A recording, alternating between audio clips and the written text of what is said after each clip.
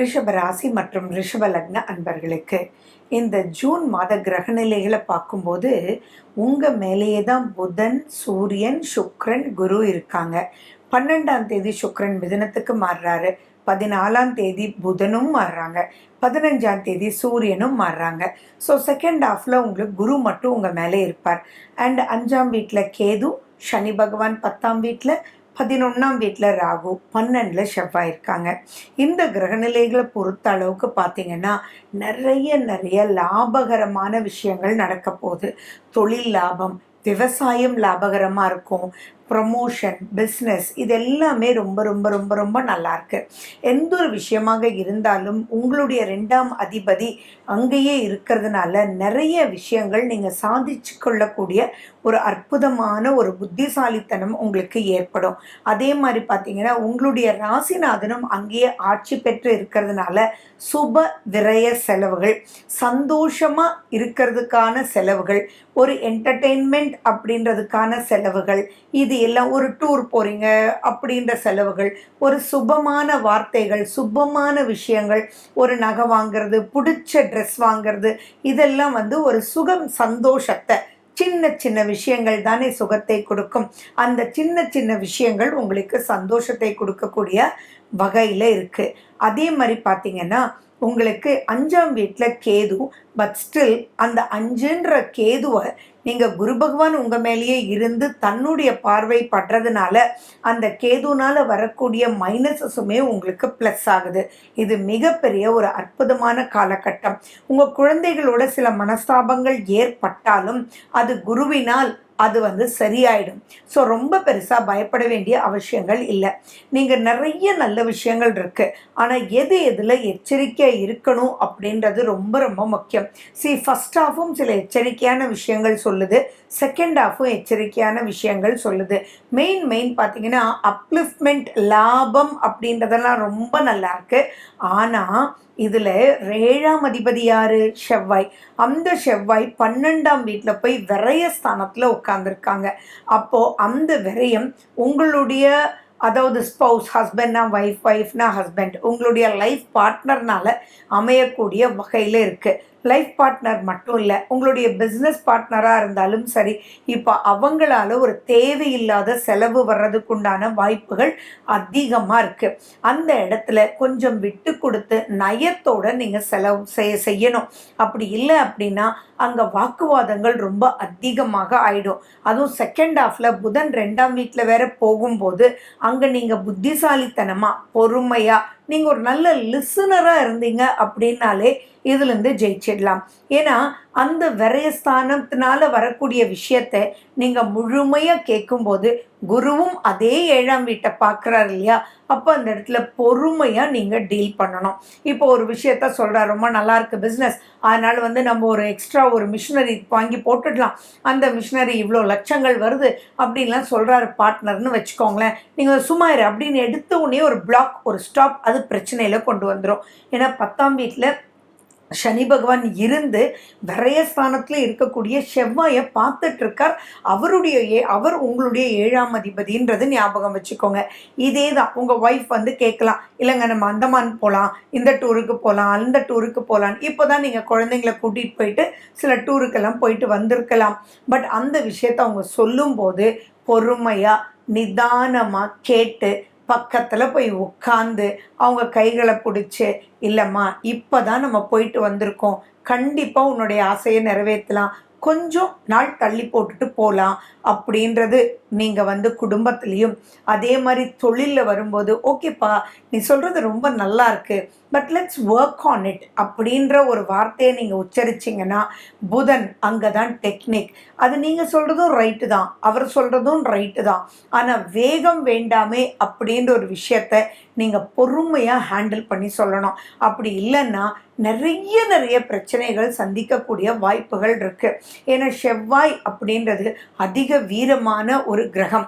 அதிக விவேகம் வேணும் அதை ஹேண்டில் பண்ணுறதுக்கு. அதில் சனியும் செவ்வாயும் சேர்ந்து நடப்போடும்போது, அதுவும் தொழில் சம்பந்தமாக நடப்போடும்போது, தொழில் அப்படின்றதே நம்ம எதுக்காக அப்படின்னா நம்ம சம்பாரித்து செலவு பண்ணி அந்த செலவு ஃபினான்ஸ் அப்படின்றதுக்காக தான். ஸோ அந்த இடத்துல நீங்கள் ஏதாவது தடுமாறுறதுக்கு எக்கச்சக்கமான வாய்ப்புகள் உண்டு. ஸோ ஆர்கனைஸ் பண்ணணுன்ற உங்கள் எண்ணத்தை பிரதிபலிக்கும் போது ரொம்ப எச்சரிக்கையாக பிரதிபலிச்சிடுங்க. 10ல் சனி அண்ட் 12ல் செவ்வாய் இது நல்ல காம்பினேஷன் அல்லன்றது ஞாபகம் வச்சுக்கோங்க. தேவையில்லாத பிரச்சனை வார்த்தைகளால் போடா நான் சொல்லிகிட்டே இருக்கேன், நீ திரும்பி இன்வெஸ்ட் பண்ணுன்னு சொல்லிகிட்டே இருக்கேன் போடா அப்படின்னு சொல்லி அவருடைய மனசு கோன்ற மாதிரி ஒரு பார்ட்னரை நீங்கள் பேசுனீங்கன்னா இப்போது வெறுப்புன்றது வந்தால் பரவாயில்ல, ஆனால் அந்த இடத்துல எனிமிட்டியை நீங்களே கூட்டிகிட்டு வந்துடுவீங்க. ஸோ அங்கே அந்த எனிமிட்டி இல்லாமல் இருக்கிறதுக்கு நீங்கள் பார்த்துக்கோங்க. அதே மாதிரி கண்டிப்பாக ரெடியாக இருங்க. இந்த மாதம் உங்களை கேலி பண்ணுவாங்க, கிண்டல் பண்ணுவாங்க, விமர்சனங்கள் அதிகமாக இருக்கும். நீங்கள் நல்லது பண்ணாலும் விமர்சனம் இருக்கும், நீங்கள் வேண்டான்னு சொன்னாலும் விமர்சனமாக இருக்கும். ஆனால் எல்லாமே அவனுக்கு தான் தெரியும்டா அடேங்கப்பா அப்படின்ற வார்த்தைகள் எல்லாம் கண்டிப்பாக கேட்க தான் போகிறீங்க. அதுக்கு நீங்கள் என்ன பண்ணணும்? அதிகபட்சம் நீங்கள் என்ன பண்ணுங்கன்னா ஒரு ஸ்மைலி பொம்மையை ஞாபகம் வச்சுக்கோங்க. ஜஸ்ட் டேக் இட் ஈஸின்னு போயிட்டே இருங்க. அவங்களுக்கு பேக் ஆன்சர் கொடுக்காதீங்க, பேக் ஃபயர் பண்ணாதீங்க, விரோதத்தை வளர்த்துக்காதீங்க. இதுதான் ரொம்ப முக்கியம். இன்னொரு முக்கியமான விஷயம், அவங்க அப்படி பேசுகிறாங்களேன்னு சொல்லிட்டு யாராக இருந்தாலும் ப்ளஸ்ஸும் இருக்கும் மைனஸும் இருக்கும். அவங்க மைனஸை நீங்கள் காசப்பாக அவங்க முன்னாடியோ அல்லது பின்னாடியோ நீங்கள் எதை சொன்னாலும் இப்போ மாட்டிக்குவீங்க அப்படின்றது ஞாபகம் வச்சுக்கோங்க. அது கடைசியில் உங்களுக்கு அறியாமலேயே உங்களுக்கு பிரச்சனையை கொடுக்கும். அது இதனால தான் பிரச்சனைன்னு தெரியாமல் போயிடும். லாபஸ்தானத்தில் ராகு இருக்கிறதெல்லாம் பெரிய யோகம். அப்போ லாபஸ்தானத்தில் ராகு இருக்கும்போது உங்களுக்கு அதெல்லாம் கவனிக்கவே நேரம் இருக்காது. ரொம்ப ஸ்பீட் எடுப்பீங்க, ரொம்ப வளர்ச்சிகள் இருக்கும். இங்கே ஆர்டர்ஸ் இந்த பக்கம் வந்துட்டே இருக்கும். அப்போ இந்த மாதிரி ஐடியாஸ் எல்லாம் கொடுக்கும். பின்னாடி 4 பேர் பேசிகிட்டே இருப்பாங்க. பட் நீங்கள் என்ன பண்ணணும் அப்படின்னா, நீங்களாக இருந்து உங்களுக்கு எது இப்போ செய்யணும் அப்படின்னு தோணுதோ அதை வேகம்ன்றதை விடுத்து விவேகம்ன்ற ஒரு காலம் அப்படின்றத மைண்டில் வச்சுட்டு லீஸ்ட் பாதர்டா யாரையும் ஹர்ட் பண்ணாமல் நீங்கள் மூவ் பண்ணிகிட்டே போயிட்டு இருந்தீங்கன்னா இது எல்லா காலகட்டத்துக்கும் ஹவுஸ் ஒய்ஃபாக இருக்கட்டும், குழந்தைங்க படிப்பாக இருக்கட்டும், விளையாட்டு போட்டியாக இருக்கட்டும், தொழிலாக இருக்கட்டும், ஜாபாக இருக்கட்டும், எந்த ஒரு ப்ராஜெக்டாக இருக்கட்டும், அனைத்து லைஃப் ப்ராஜெக்ட்டுக்குமே இதை மட்டும் நீங்கள் கடைப்பிடிச்சிட்டிங்கன்னா விரயம் ஆகாமல் அது சுப விரயம் ஆகிடும். ஸோ இது ரொம்ப அற்புதமான ஒரு காலகட்டம்ன்றது ஞாபகம் வச்சுக்கோங்க. எப்பயுமே சிவனேன்னு இருங்க அப்படின்னா நம்ம யாரை கும்பிடணும்? சிவனை கும்பிடணும். வில்வ இலைகள் உங்கள் பக்கத்தில் வச்சுக்கோங்க. நீங்கள் ஓம் நமச்சிவாய அப்படின்ற ஸ்லோகத்தை நீங்கள் விடாமல் நீங்கள் சொல்லிட்டு உங்களுடைய தின வேலைகளை ஆரம்பித்தாலே அது உங்களுக்கு அந்த கண்ட்ரோலிங் கெப்பாசிட்டியை உங்களுக்கு கொடுக்கும். ஓம் என்ற பிரணவ மந்திரம் இப்போ ரொம்பவே உங்களுக்கு ரொம்ப முக்கியம். ஏன்னா இது ரொம்ப அப்லிஃப்ட்மெண்ட்டும் இருக்குது, அதே சமயம் ஈக்குவலண்ட்டாக ஒரு டக்கஃபோரும் இருக்குது. ஃபர்ஸ்ட் ஹாஃப்லேயும் சில டக்கஃபோர், செகண்ட் ஹாஃப்லேயும் சில டக்கஃபோர். அது குடும்பத்துலேயும் இருக்குது, பிஸ்னஸ்லேயும் இருக்குது. ஆனால் வளர்ச்சி பன்மடங்காக ஆக்கப்போகுது அப்படின்றதையும் நீங்கள் ஞாபகம் வச்சுக்கணும். ஸோ இதுக்காக லிங்காஷ்டமகம் நீங்கள் கேளுங்க. சிவனுடைய எந்த ஒரு பாடலாக இருந்தாலும் காலையில் நீங்கள் கேட்டுட்டு உங்களுடைய காரியங்களை நீங்கள் ஆரம்பிச்சிடுங்க.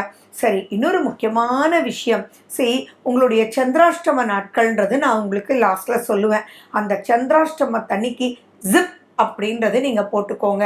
அதாவது வாயில் எந்த ஒரு வார்த்தைகளும் சொல்கிறதுக்கு முன்னாடி, பேசுறதுக்கு முன்னாடி பல மடங்கு உங்கள் சிந்தனைக்கு எடுத்துகிட்டு போய் பிறகு பிரதிபலிங்க. முக்கியமான விஷயங்களை அன்னைக்கு தவிர்த்துடுறது ரொம்ப நல்லது. ஏன்னா சந்திரன் இருக்க போகிறது அப்படின்றது ரிஷபத்தில் தான். ஏற்கனவே 4 கூட்டு கிரக அமைப்பு, 2ஆம் வீட்டில் 3 கிரகங்கள் செகண்ட் ஹாஃபில் மாறுவாங்க.